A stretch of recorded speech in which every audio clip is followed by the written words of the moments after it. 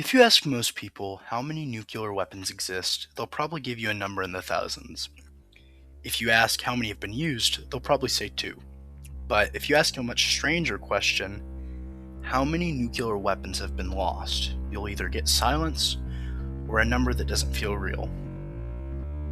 Because according to researchers like Ottfried Nauser, the number might be as high as 50, not dismantled, not decommissioned, not safely stored. Lost, as in dropped, misplaced, sunk, abandoned, and never recovered. The US military actually has a term for these incidents. They call them broken arrows.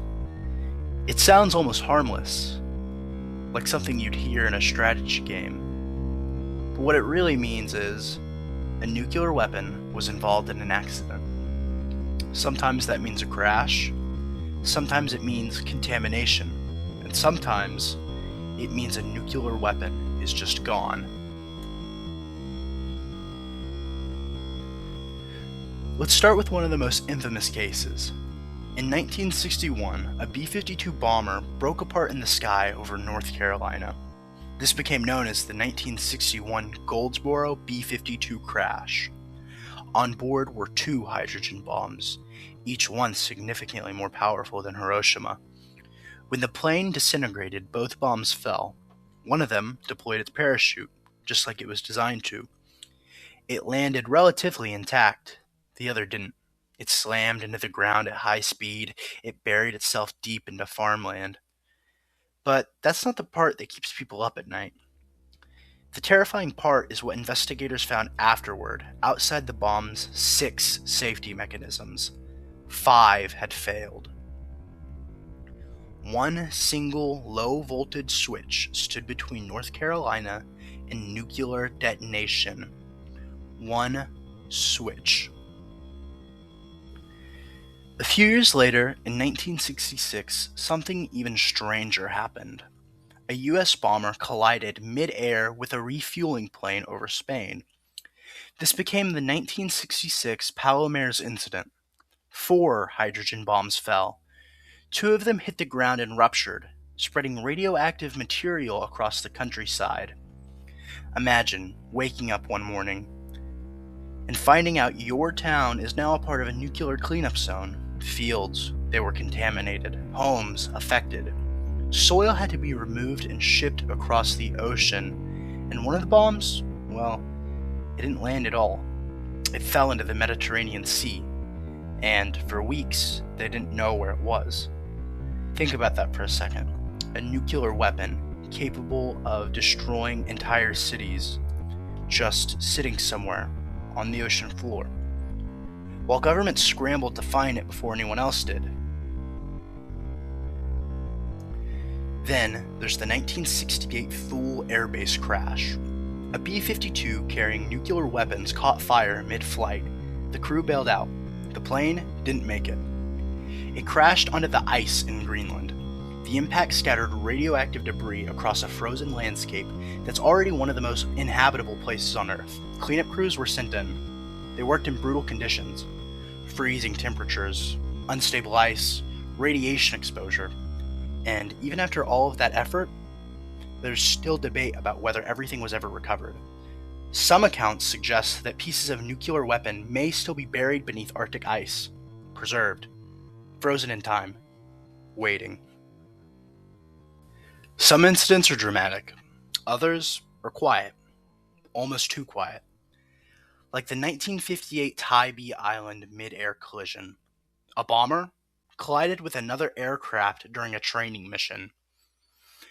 To prevent a crash landing, the pilot jettisoned a nuclear bomb into the waters off Georgia.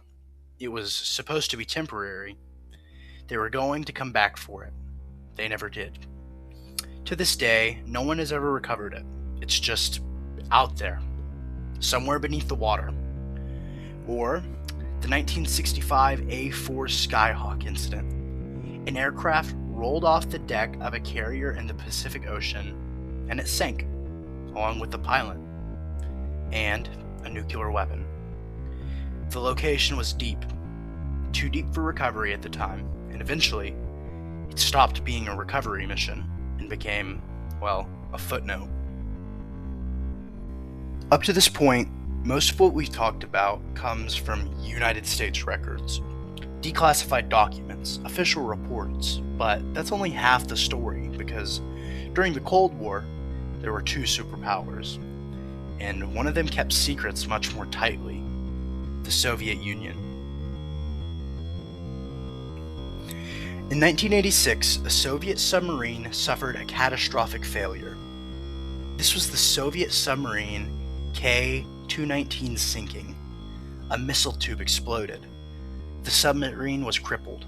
Eventually, it sank to the bottom of the Atlantic Ocean. On board were 32 nuclear warheads. 32. That single incident accounts for more than half of the global estimate. And unlike some of the US cases, there was no recovery operation, no cleanup, no retrieval, no submarine.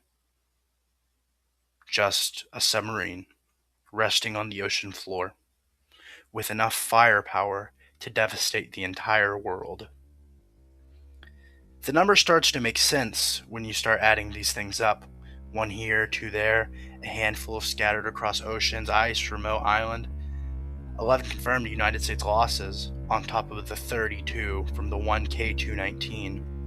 Dozens more suspected from Soviet incidents, submarines, aircraft, training incidents, mechanical failures, moments where everything went wrong, and something too dangerous to lose was lost anyway. And here's the part that doesn't get talked about enough. Not all nuclear weapons are designed the same way. Some are built to withstand impact. Some are built to resist detonation under extreme conditions. But none of them were designed to sit at the bottom of the ocean for decades. Corrosion happens.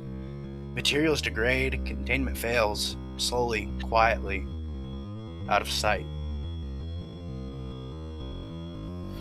So, when experts say up to 50, that number isn't just about confirmed losses, it's about possibilities, unrecovered wrecks, unverified incidents, records that were never even released, or were destroyed, or maybe never written down at all.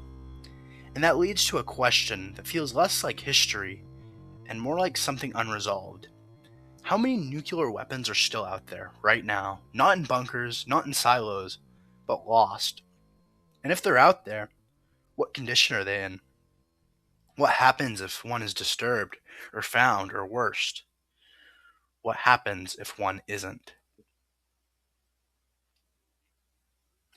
Because the Cold War didn't just leave behind tension and history, it left behind objects, real, physical things, scattered across the planet. Some of them are harmless, some of them are dangerous, some of them are good, but some of them were never meant to be lost in the first place. The estimate from Offrey Nauser doesn't just come from US Broken Arrow incidents. It comes from trying to account for the unknown. Because while the United States eventually declassified many of its accidents, the Soviet Union didn't operate the same way. Records were sealed, incidents were minimized, and sometimes they were never acknowledged at all. We already talked about the Soviet submarine K-219 sinking, but it wasn't the only one. There's also the Soviet submarine K-8 sinking. A fire broke out on board. The crew fought it for days, and eventually the submarine sank into the Bay of Biscay. On board were nuclear torpedoes, no recovery, no full public accounting, just another nuclear-armed vessel added to the ocean floor. Then there's some Soviet submarine K-278 Komsomolets sinking. This one's different because it sank deep, over 5,000 feet below the surface. It carried nuclear weapons, and for years afterward, there were concerns about radiation leaks.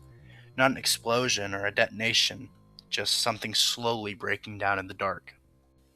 The ocean shows up again and again in these stories, and there's a reason for that. because once something sinks deep enough, it effectively disappears. Recovery becomes difficult and then unlikely and impossible. During the Cold War, both superpowers were operating under pressure. Mistakes weren't always corrected, and sometimes they were just left behind. There's another category of incidents that rarely gets included in the lost weapons count, but it probably should. The ones that almost ended everything. In 1983, a Soviet officer named Stanislav Petrov was on duty monitoring missile warning systems. The system reported incoming US nuclear missiles. Protocol said he would report it immediately, which would likely trigger retaliation. Instead, he hesitated. Something didn't feel right about it. He chose to clarify it as a false alarm, and he was right. It was a satellite error. If he had followed procedure, this wouldn't be a history video. Then, there's the 1962 Cuban Missile Crisis. At one point, a Soviet submarine, a B-59, was being depth-charged by US forces. The crew believed war might have already started. They had a nuclear torpedo on board, and they considered using it. Launching it required an agreement from multiple officers. One of them refused. That decision may have prevented nuclear war. Going back to the 1961 Goldsboro B-52 crash for a second, that incident revealed something uncomfortable. Nuclear weapons are not foolproof. They're engineered to be safe, but they're also incredibly complex, and complexity means failure points. During the Cold War, both the US and Soviet Union rushed to build, deploy, and maintain massive arsenals. Speed mattered, readiness mattered, and sometimes safety took the back seat. There are documented cases of bombs with flawed safety switches, missiles fueled and ready during mechanical issues, and weapons transported under risky conditions, not because anyone wanted an accident, but because the system itself was under constant strain. Now, here's where things get more speculative, because when people say 50 lost nuclear weapons, that number usually refers to complete weapons. But what about components? Warheads are made up of multiple parts: fissile cores, conventional explosive triggers, and detonation systems. And in some accidents, not everything is recovered. So even in cases where a weapon isn't considered lost, parts of it still might be scattered, buried, or left behind. There's also another category that rarely gets talked about: weapons that were never officially lost, but were never fully secured either. After the collapse of the Soviet Union in 1991, there was a period of instability. Faculties were underfunded, security was inconsistent, and for a brief window of time, the control over nuclear materials wasn't as tight as it had been.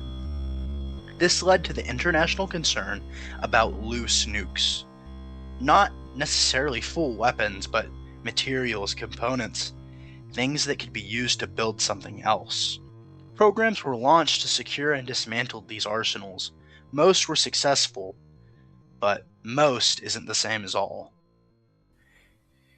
Here's something that makes all this even stranger.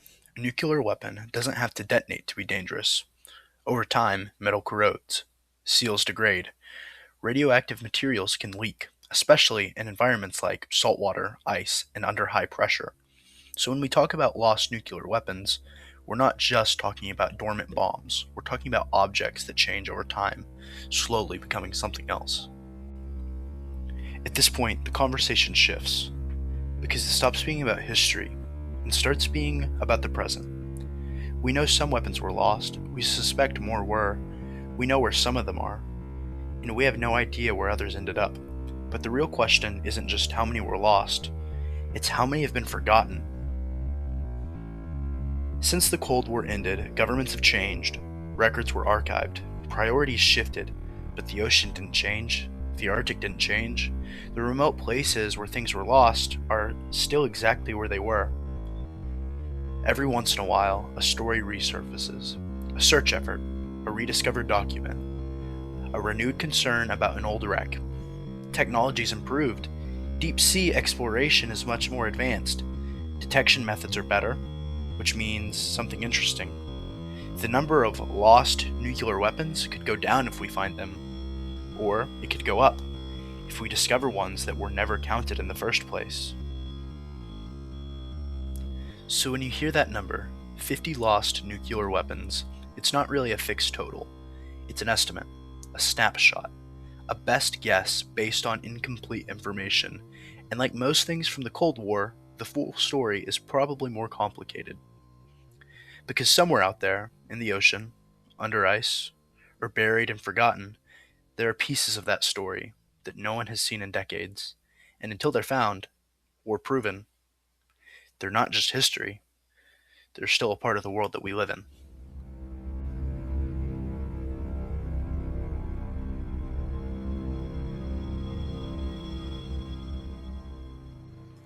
To the 5 people who liked and subscribed for more content, I apologize for it taking 10 months for me to upload again. I can almost guarantee that that will not be the case this time. As always, trust, but verify.